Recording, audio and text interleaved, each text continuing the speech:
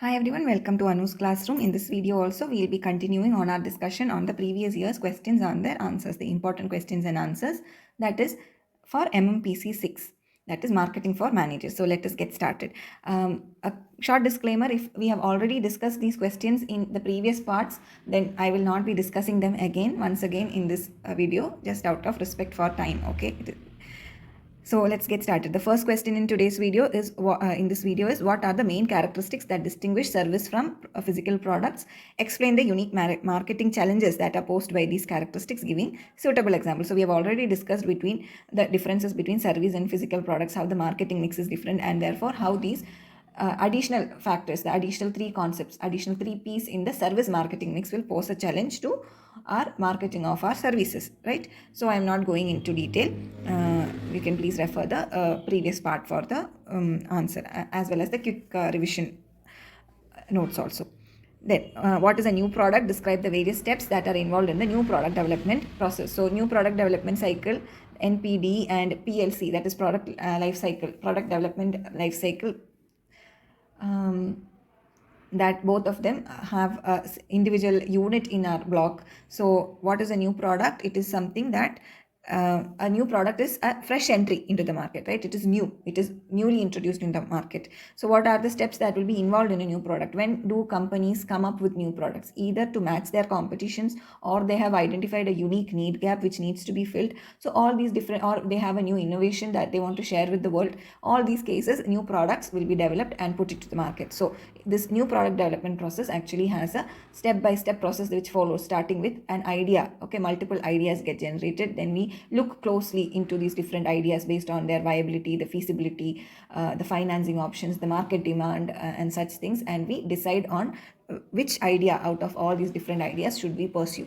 And once we have an idea which needs to be pursued, then we will do an initial prototyping, and we will see how the prototype can be made profitably, can be profitably put into the market by conducting initial market surveys and studies and stuff like that. And then we'll start producing the first batch of product. We will put up for sale in a test market, maybe in a few stores across our locality, wherever it is possible, and see how the initial customers react to their products. And based on those feedbacks, they might actually improve the products, and then finally go for the mass production and finally launch into the target markets, right? So that is the new product development process. Explain the concept of PLC. Discuss how marketing strategies change during the different stages. We have already discussed it, not discussing it again. What are the objectives of pricing? Explain various types of new product pricing strategies available to the market. Again, we have discussed what is a brand, how does branding help consumers and marketers. Suggest a suitable brand name for a new premium bath soap to be introduced. Justify your answer. So what is a brand? It is an emotion, right? It is an emotion that is a link that you form in your mind with certain attributes, like the word iPhone. It is synonymous to innovation and technology, design, innovative designs and stuff like that. Nokia, it is synonymous to connecting people, right? So the emotions that come up when you see a particular brand or hear a particular slogan, such things. So the gut feeling that you have regarding what that product is going to be, or how that product is going to be, the quality of the product, the design aspect of it, the affordability, all those different things. That is what a brand is. A brand is not just a logo or a slogan or a color scheme, but it is the gut feeling that comes up. Okay, that is the catchphrase here, the gut feeling. Okay, how does branding help consumers and marketers? For consumers, it will be easy for them to pick up a product decision. Like if you know that a certain brand is well known for the type of products having a certain type of quality that you are actually looking after, then your buying decisions will become very easy, right? Or it will be skewed towards those brands, you can say. For marketers, when there is a strong brand, marketing becomes a little bit more easier because it is established and people know about it. So what you can say, in some ways, the marketing actually becomes a little bit more easier once you have established a brand for yourself.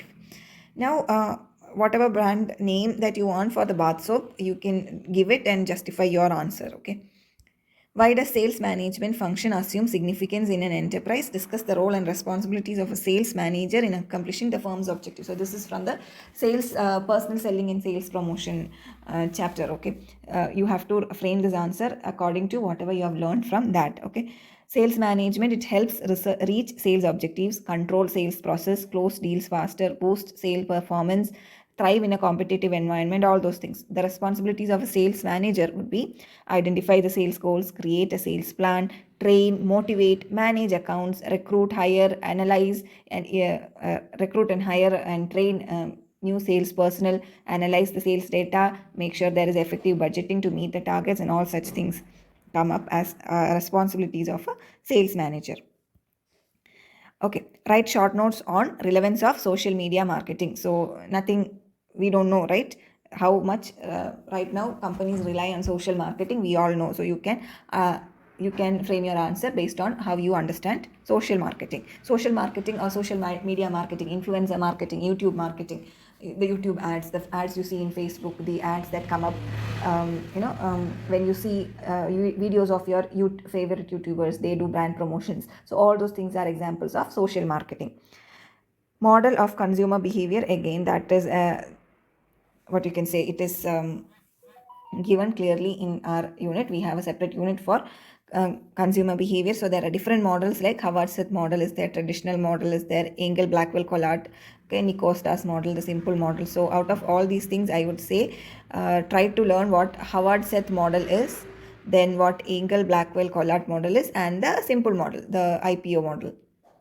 So at least these three models please study and keep. Okay, maybe if it is a general question like model of consumer behavior, you can write about all these three a little, or if in case one of these things come individually, then also you should be able to write, and these three seem to be quite important. So if you are from a commerce background, definitely you might have studied these models, BBA or BCom and all, I guess, but otherwise then just take a look at it. The diagrams seem a bit complex, but more than the diagrams, you read through what is written, okay, and then try to link it with the diagram. You will be easily able to do it. Elements of promotion mix. So what are the elements of promotion mix? Advertisement, personal selling, sales promotions, then one more was there, right? Yeah, the publicity or the public relations. So those are the different elements of the promotion mix. You can write about each or what you understand for each of this, because it is only a short note. Limitations of cyber marketing, like the time, security, reliance on technology, right? Maintenance cost, competition, negative feedbacks or negative reviews, how we can deal with it. So all those things are limitations of cyber marketing. Then basis of segmentation, again, geographic, psychographic, lifestyle, all those things we have already discussed earlier. Next, what is the difference between market segmentation and product differentiation? Explain with the help of examples. So market segmentation, we know, right? We are trying to segregate the market based on different attributes or characteristics. That is market segmentation.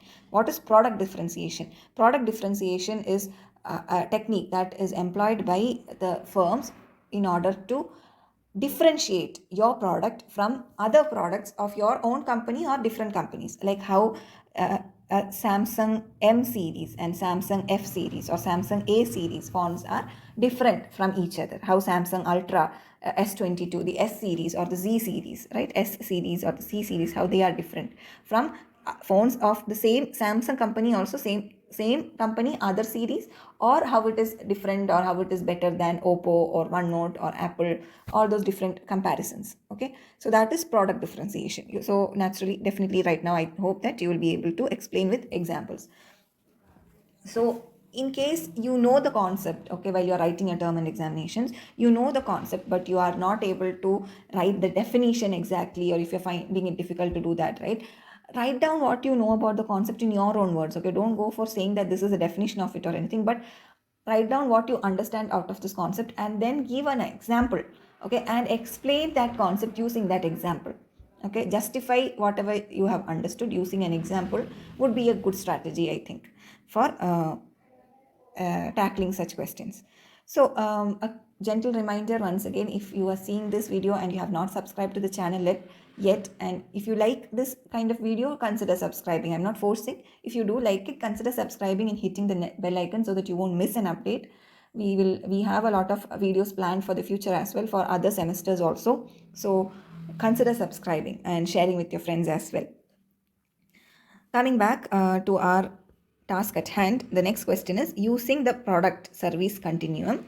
Explain how a service is different from a product. What are its marketing implications? So don't get scared by the word product or service continuum. Okay, what the question is mainly about is how product is different from service and what are the different marketing implications of how we can market a product versus marketing a service. So we have already discussed those in the previous questions. Same way you can answer this question as well. With the help of suitable examples, this we explain the various purchase decision behavior. So purchase decisions are kind of like, you can say, routine decisions. Like every day or every month, at the start of the month, you will go buy salt, you will go buy a dal, you will go buy atta. So maybe you have that routine decisions that you take, right? Atta means it will be Ashirvad atta. Maybe oil means you will go for coconut. I'm from Kerala, that's why coconut oil, okay? Oats means maybe cocoa oats or safola oats, or dal means maybe Tata Sampan or Tata Salt. Such things. You won't think much about such decisions. You'll go, you've been always taking that, so you will just go to that section and automatically pick up. It kind of becomes like a muscle memory for you. So such purchase decisions are called routine decisions. Same way comes the low problem solving decisions, extensive problem solving decisions, like when you're going to buy something of big value, like purchasing a flat or maybe buying a laptop, purchasing a piece of land. You will do extensive research on it, right? So those are extensive problem solving decisions. Then low problem solving, like you don't, again, it is not routine, but you will not be much involved. Like you like for example, if somebody says to get a packet of paneer this time because they want to make paneer biryani or maybe palak paneer, you will, maybe paneer is not something that you buy often, but you will not go into the market and research on whether Amul's paneer is better than ID's paneer, right? You don't do that. You won't do that. You just pick up the first paneer you'll see, right? And maybe the maximum that you will do is maybe you will compare between the price and weight of different brands that is there in the store, nothing much. Or maybe you will directly go to the milk shop and tell bhaiya ek packet paneer do, right? That is the maximum that you will do. So the same thing. So that is low problem solving decisions.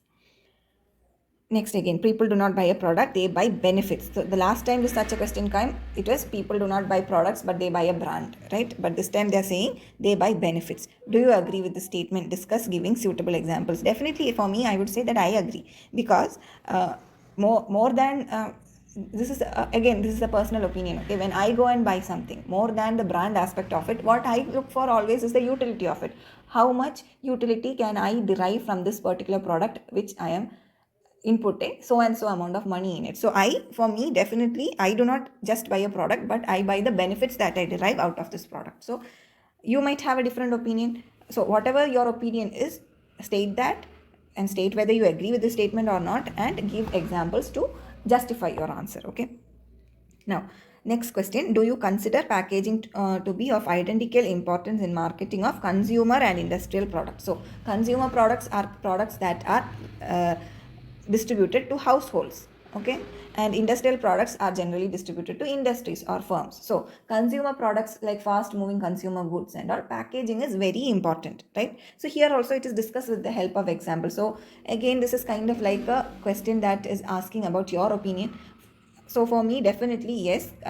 For me, the importance of packaging in consumer and industrial products are not the same. Industrial products, they will be definitely bulky, they will be more than fancy packaging. What industrial goods packaging would be is, it should safely transport from one place to another the products without giving any sort of internal damage. It should be, the packaging should make the handling of those products quite easy, and it should clearly mention whether there is any caution to be taken, like maybe it is a fragile product, or maybe it has to be kept always facing a certain side up, or anything like that. All those kind of important instructions should be there, and it should say what product is this, what is the date of manufacture, who manufactures, such basic details. But apart from that, definitely for industrial products, we don't need fancy packaging and colorful stuff, okay, because industrial things means it is to get the thing done. More than the brand or some packaging stuff, it should serve its purpose.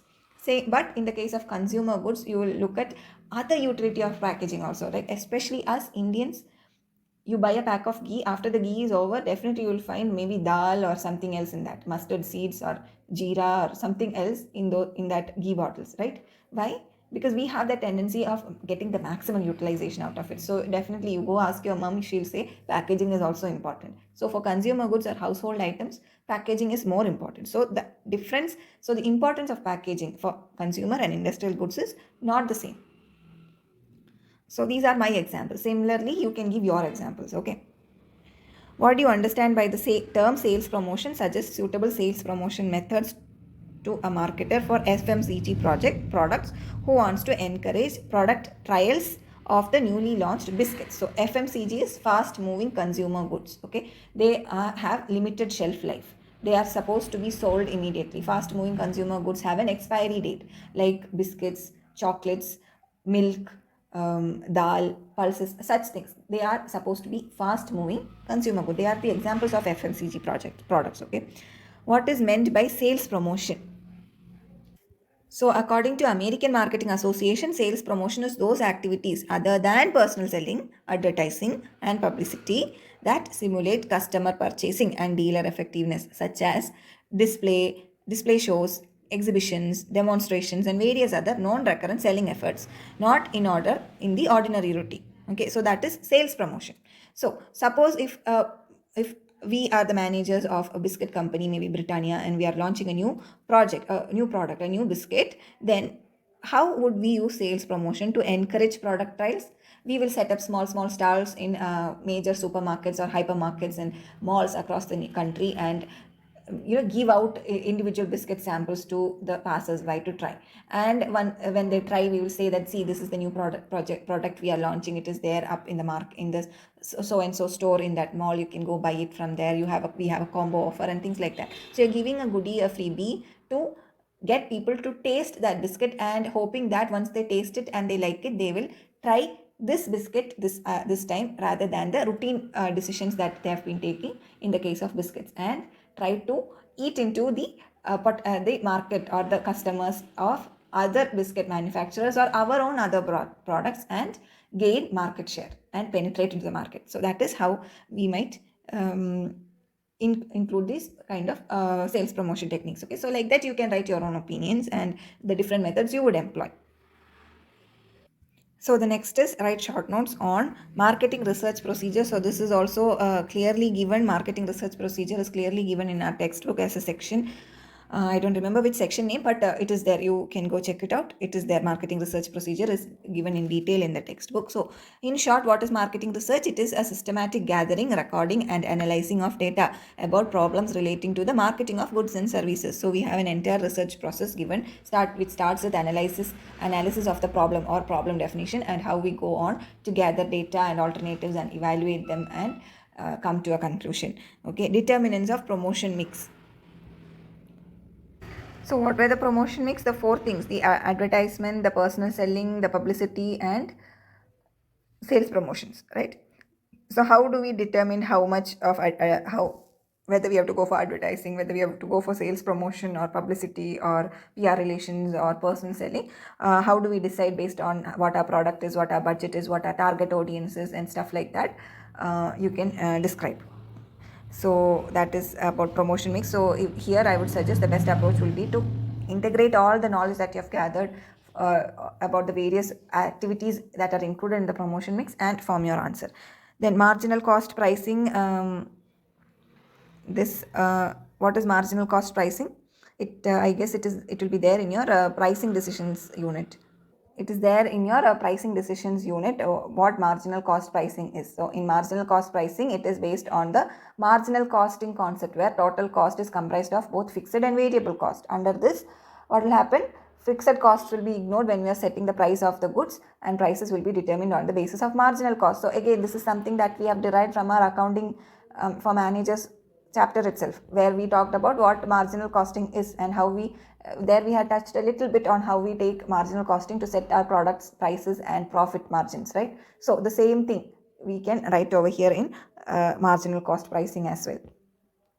Then training of sales personnel also we have is given in detail in the sales personal selling and sales promotion unit. Limitations of cyber marketing, we have already discussed it earlier, not discussing it again.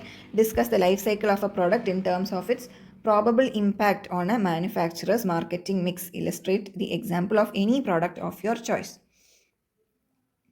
So that is this question is just another way of asking how the marketing mix has to be changed during various cycles of your PLC. Okay, it is the same question but termed in a little bit trickier way. So immediately when you read this question, you might feel that, oh my god, what is this? I have never heard it. But if you look closely, this is what they are meaning, right? The life cycle of the product in terms of marketing mix means how the each during each stage of PLC, depending on the stage, how we should change our marketing mix in order to go to the next stage. And once we have reached maturity and saturation, how can we maintain in that stage without going into decline? And if in case we have already come into decline, then what can we do? So that is what they're asking. You can write it down. You have already discussed those concepts earlier. Briefly explain the advantages and disadvantages of branding. Suggest a suitable brand name for a herbal toothpaste. So again, we have already discussed about branding. The name you can tell and justify your choice. Why do marketers undertake the task of segmenting their markets? Discuss with the help of suitable examples. Again, we have already discussed about segmentation in multiple previous questions. Explain the stages in the buyer's decision process. Are all the stages used in all consumer purchases? Why or why not? So what are the stages? First thing, it starts with the problem. Once we have the problem, then we gather the information. Once we have the information, we list down all the alternatives. Then we evaluate these alternatives. Then we select the best alternative and act according to it. And after acting, we'll definitely have an after purchase regret. That is after purchase analysis, actually, not regret analysis. But to be honest, after purchase, it almost always ends in a regret, right? But when you're writing, please write after purchase analysis, okay? So those are the different stages. Now, are all these stages used in all consumer purchases? Like if it is an impulse buying, definitely information gathering, listing of alternatives, nothing like that is going to come. You think that you want that gut feeling, that impulse buying, you just see that product, you like it. Maybe if it is a new kind of a new dress, especially in the case of girls, it has happened with me also. I like, oh my god, that dress is absolutely amazing, I have to buy it. If I have the money, I'll buy it. That's it. I'm not seeing there will be ample amount of clothes in my closet already. It is not that I don't have any clothes, but I like it, right? So in that case, what is there? This problem, info, listing of alternatives, evaluating, nothing of that sort is there. It's directly selection, alternating, and once you after purchase, you come home and see, okay, I already have the similar kind of clothes, 10 numbers of them, but I bought it again, right? So after purchase analysis becomes after purchase regret. So similarly, you can say that all stages of these buyer decision processes are generally not included in all kind of customer purchases. Explain the various stages in new product development process, already discussed. Explain the different elements of the communication process, giving suitable examples. So this communication processes, whom we are communicating, what we are communicating, when we will be communicating, where, to whom, such things. Okay, the different elements in the communication process. So you can write that. Explain all the relevant tasks that has been accomplished as part of physical distribution. So order processing, order delivery, after sales service like installation, servicing, packaging, inventorying of sales, okay, maybe return processing, all such things. Doorstep delivery, doorstep return, such things are all part of physical distribution. You can write about those. What is marketing research? Explain the scope of marketing research. We have already discussed. It is there in the textbook as well as a section in one of the units. You can go and check that out. The next is write short notes on any three of the following reasons for the growth of service sector. What are the reasons for the growth of service sector? Why? What all you can write as the reasons for the growth of service sector? So this reason for growth of service sector, I haven't seen it in our textbook as such, but in case this question comes, you can use your general knowledge or general idea of what service sector is and what are the few factors that has led to a boom that we see in the service sector right now, especially post COVID and pre COVID era itself, you can compare and see what led to such a boost. Right now service sector is much more stronger than what it used to be in 2018 or 2019. Amazon and Flipkart, they're delivering to a much wider area. A lot of people are going and doing home delivery service, GPay, internet banking services. All those things have boomed a lot, right? These are all service products.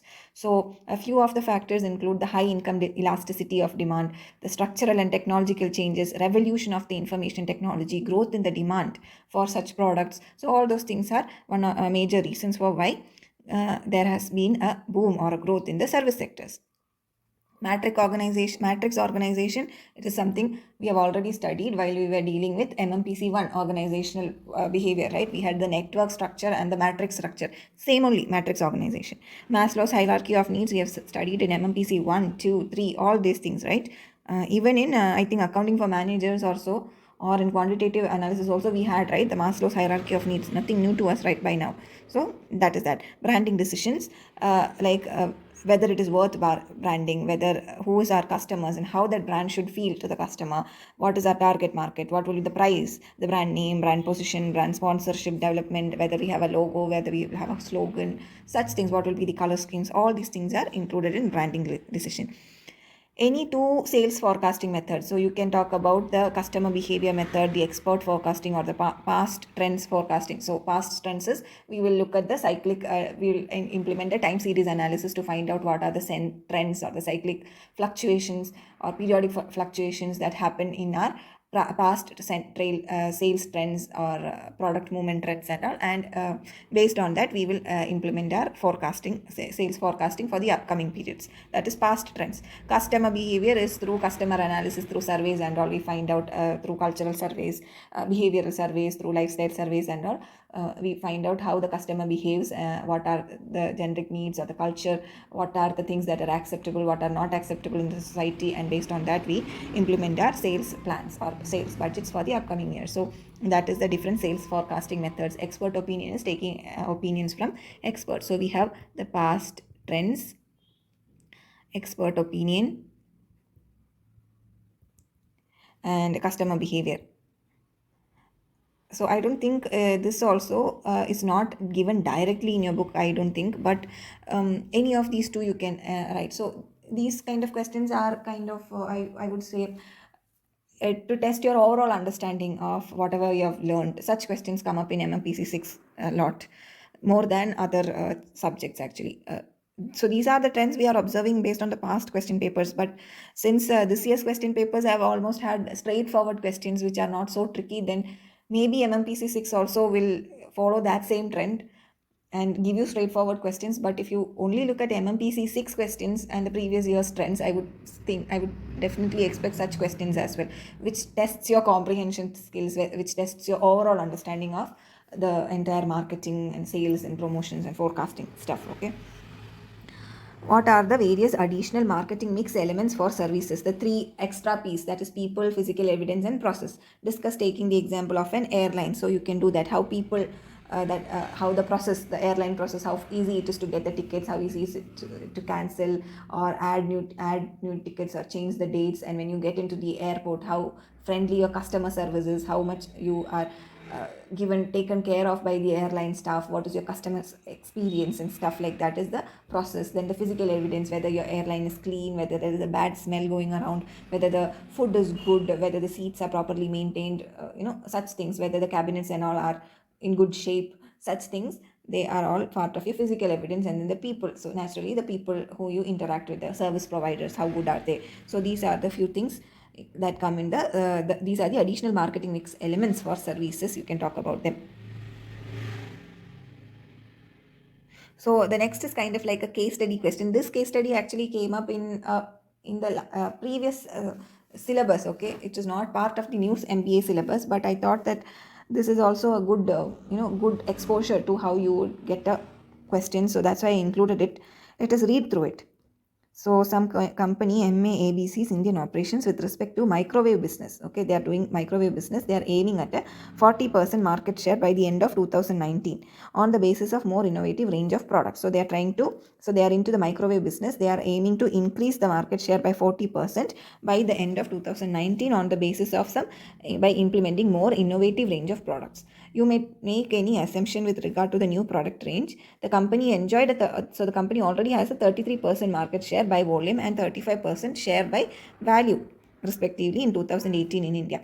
What would be your pricing strategy for this new range of microwave? So whatever this thing is, what they are asking you is, if you are managing a company that is trying to what you can say, bring into the market a new range of products and with the aim of increasing the market share, then how would you decide your pricing strategy for this new range of microwave? Definitely penetration pricing for me. Okay, that's my opinion. Whatever is your pricing strategy, you write that.